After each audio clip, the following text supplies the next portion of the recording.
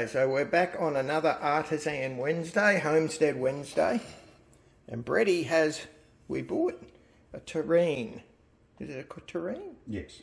That's, that cone-shaped bloody thing that goes over here that sort of acts like a little steam oven. We got it second-hand for a bargain price, but there's a little bit of rust. So what we've decided we'll do is we'll clean that up. I realised I've never done a video on how to season cast iron. So we're going to clean this one up and we're going to season it. G'day folks, Andy here from McDowell Manor.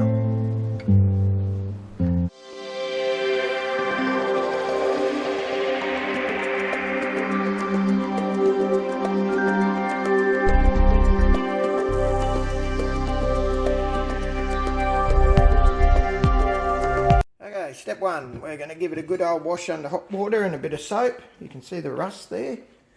Either that or they haven't cleaned it properly when they used it, one or t'other. That's a good question. Now, it's a bit hard to tell, isn't it? Yeah. Just on the angle it is, it looks rusty over there, but no rust is coming off. Yeah, so we'll wash it. I did get some steel wool out. We'll hit it with just a little bit of soap, some warm water, and we're scrubbing it. Can you hold that steel wool contraption up a bit, Bretty?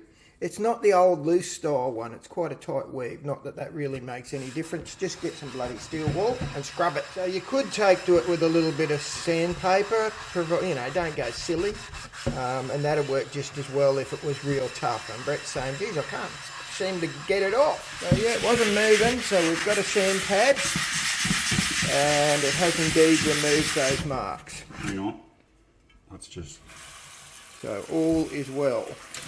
So the next stage, water is the enemy of cast iron, folks, so don't leave your cast iron too wet. So there's our clean bottom freeze cast iron.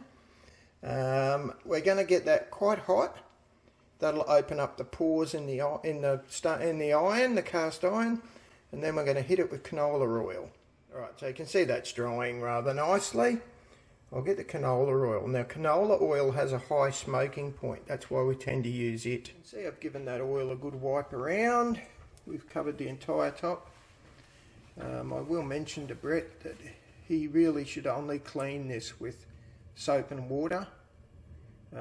Don't go using steel wool on things like this because you'll take your seasoning off.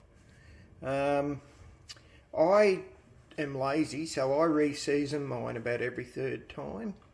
And the other thing I tend to do is leave the oil in the pan, and that way it stops it rusting. So obviously clean that before you go to use it again. I probably didn't need to say that, but I will just in case. So you usually, when you're starting to cook, you heat it up, wipe it out, yep, and then start to cook. Yep. Okay. Make sure it's hot before you put stuff in it. Yeah, but I mean, otherwise to get all that stuff out. Yeah, otherwise it'll stick. Mm. So I'm seeing smoke now. Yep. So by rights, I'm going to turn this off, and then we'll wipe it dry with a paper towel. Voila. And we're done. I'm not doing it now. And we're done. No, it's bloody hot, trust me. Yeah. And there we have one seasoned terrine bottom, folks. Hopefully you can see the shine on there. So I gave it a wipe with a paper towel. Didn't go overboard. You can see it's still kind of shiny where the oil is. Don't want it to rust. And Bretty will take that home quite happily now. So if you enjoy this kind of random craziness, feel free to hit the subscribe button. Have a good one, eh? Uru.